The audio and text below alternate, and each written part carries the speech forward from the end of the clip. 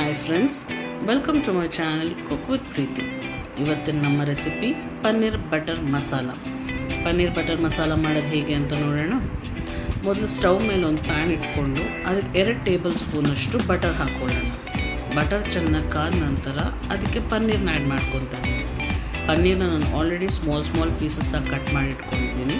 ನೀವು ಇದೇ ಸೈಜಲ್ಲಿ ಕಟ್ ಮಾಡಬೇಕು ಅಂತ ಏನಿಲ್ಲ, ನೀವು ಮೀಡಿಯಮ್ ಸೈಜಲ್ಲಿ ಬೇಕಾದರೂ ಕಟ್ ಮಾಡ್ಕೊಬೋದು.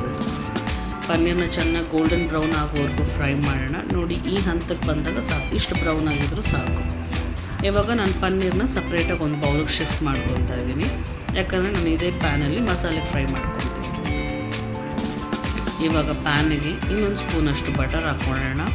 ಬಟರ್ ಚೆನ್ನಾಗಿ ಕಾದ ನಂತರ ನಾವಿದಕ್ಕೆ ಮಸಾಲೆ ಐಟಮ್ಸ್ ಆ್ಯಡ್ ಮಾಡ್ಕೊಳ್ಳೋಣ. ಫಸ್ಟು ಆನಿಯನ್ ಹಾಕ್ಕೊಳ್ಳೋಣ. 2 ರಿಂದ 3 ಆನಿಯನ್ ಕಟ್ ಮಾಡಿ ಇಟ್ಕೊಂಡಿದ್ದೀನಿ ನಾನು.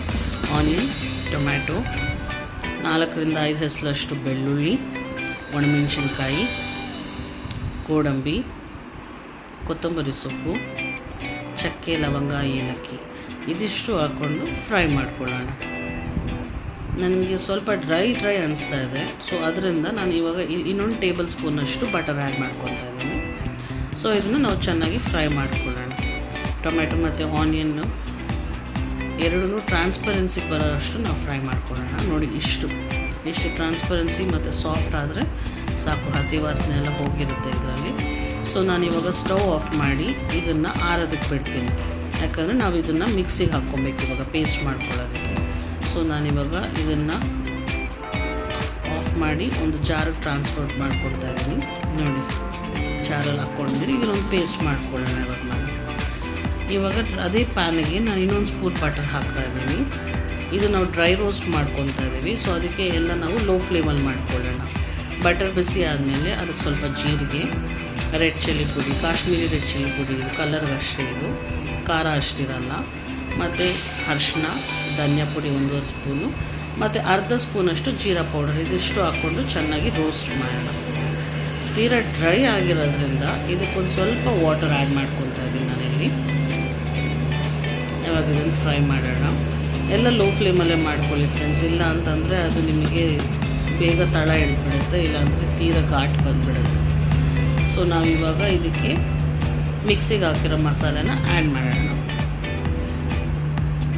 ಇಷ್ಟ ಹಾಕಿ ಒಂದು ಮಿಕ್ಸಿಗೆ ಹಾಕಿರೋ ಮಸಾಲೆ ಹಾಕಿದ್ದೀನಿ ನಂತರ ಇದನ್ನು ಚೆನ್ನಾಗಿ ಮಿಕ್ಸ್ ಮಾಡ್ಕೊಳ್ಳೋಣ. ಬಟ್ ತುಂಬ ತಿಕ್ ಅನಿಸ್ತದೆ ಇದು, ಇಷ್ಟು ತಿಕ್ನೆಸ್ ಬೇಡ.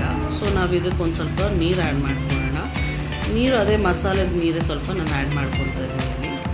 ನನಗೆ ಗ್ರೇವಿದು ಕನ್ಸಿಸ್ಟೆನ್ಸಿ ಇಷ್ಟು ತಿಕ್ನೆಸ್ ಸಾಕಿದೆ, ಸೊ ನಾನು ತಿರುಗಿ ವಾಟ್ರ್ ಆ್ಯಡ್ ಮಾಡೋಕ್ಕೆ ಹೋಗಲ್ಲ. ನಿಮಗೇನಾದರೂ ಇನ್ನೂ ಸ್ವಲ್ಪ ವಾಟ್ರಿ ಬೇಕು ಗ್ರೇವಿ ಅಂತ ಅನ್ಸಿದ್ರೆ ನೀವು ಇನ್ನೊಂದು ಸ್ವಲ್ಪ ನೀರನ್ನ ಆ್ಯಡ್ ಮಾಡ್ಕೊಬೋದು. ಇದನ್ನು ಚೆನ್ನಾಗಿ ಕುದಿಯೋಕ್ಕೆ ಬಿಡೋಣ. ಇವಾಗ ನಾವು ನೋಡಿ, ಗ್ರೇವಿ ತಿಕ್ನೆಸ್ ಸಾಕಿದೆ, ಇಷ್ಟು ಚೆನ್ನಾಗಿ ಬಂದಿದ್ದು ಚೆನ್ನಾಗಿರುತ್ತೆ. ಇಷ್ಟು ತಿಕ್ನೆಸ್ ಇದ್ದರೆ ಸಾಕು, ಇದಕ್ಕೆ ನೀವು ಕ್ರೀಮೆಲ್ಲ ಆ್ಯಡ್ ಮಾಡೋದೇನು ಬೇಕಿರಲ್ಲ ತಿಕ್ನೆಸ್ಗೆ. ಸೊ ಇಷ್ಟು ಇವಾಗ ಉಪ್ಪು, ರುಚಿಗೆ ತಕ್ಕಷ್ಟು ಉಪ್ಪು ಹಾಕ್ಕೊತಾ ಇದ್ದೀನಿ ಇಲ್ಲಿ. ಇದನ್ನು ಒಂದು ಸತಿ ಮಿಕ್ಸ್ ಮಾಡಿಕೊಂಡು, ನಾವು ಆಲ್ರೆಡಿ ಪನ್ನೀರ್ನ ಫಸ್ಟೇ ಫ್ರೈ ಮಾಡಿಟ್ಟಿರೋದ್ರಿಂದ ತೀರಾ ಅದನ್ನು ಮಸಾಲೆಯಲ್ಲಿ ಹಾಕಿ ಕುದಿಸೋವಂಥ ನೆಸೆಸರಿ ಇರಲ್ಲ.